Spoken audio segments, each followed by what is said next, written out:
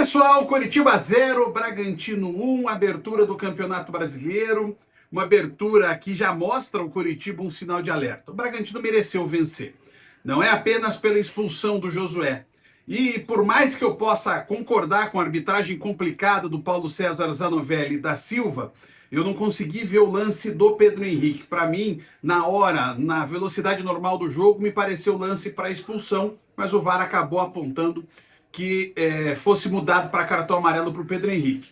Nas outras decisões chaves do jogo, a expulsão do Josué, correta, a marcação do gol, correta, os dois lances corretos.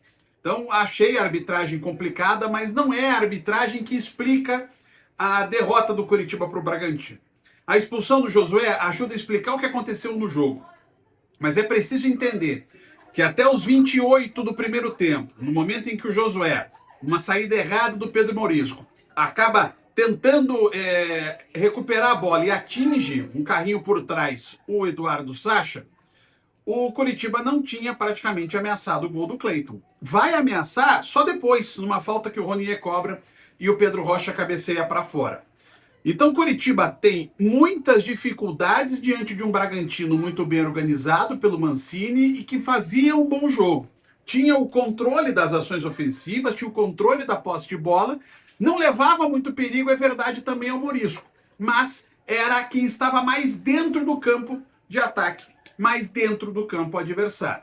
A partir do gol, da expulsão, é óbvio que o jogo muda de figura.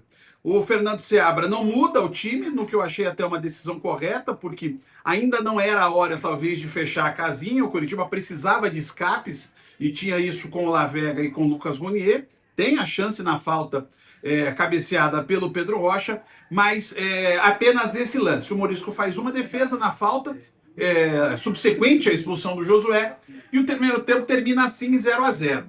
Até aquele momento o Coritiba conseguia controlar o Bragantino. A partir disso, a partir desse ponto, aí na virada para o intervalo, o Coritiba já não consegue mais controlar tanto as ações. Vai dando passos para trás, né? O Lavega jogava como um quinto defensor, né? Fazendo uma primeira linha, ajudando o Bruno Melo. O Coritiba meio que defendia com 3 zagueiros. 3 só no meio campo, né? O Sebastião Gomes, o Ronier e o William Oliveira, que depois foi substituído, e na frente o Pedro Rocha lá isolado brigando com os zagueiros. E aí o Bragantino começa aos poucos a encontrar alguns espaços. O Mosquera teve uma chance clara, o Sacha teve uma chance, o Lucas Barbosa teve uma chance, e aí o Pedro Morisco foi fazendo uma série de defesas importantes, uma série de defesas fundamentais para que o jogo não terminasse num placar até mais elástico do que 1-0 para o Bragantino. O Bragantino foi tentando pressionar ainda mais, o Coritiba foi recuando, trazendo o time mais para a defesa, né? Entra Jaci, entra Thiago Santos, entra Vini Paulista, entra o Olisson. Pode-se dizer que realmente não havia muito o que fazer e o empate era um bom resultado e eu concordo com isso. Mas isso mostra como o Coritiba também ficou muito sem ação. A expulsão do Josué explica uma parte, mas não talvez o todo. O Coritiba não tinha um escape, o Coritiba não tinha uma saída em contra-ataque, o Coritiba errou muitos passes na saída. E o Coritiba acabou sendo pressionado até a hora em que houve, num sistema defensivo que foi muito bem em boa parte do jogo, uma falha do Maicon e do Thiago Kozer, os dois ficaram parados e o Juninho Capixaba conseguiu fazer o gol de cabeça. A bola entra, não há discussão sobre a bola ter entrado. Gol do Bragantino, gol da vitória do Bragantino sobre o Coritiba 1-0. Qual é o tamanho desse sinal de alerta?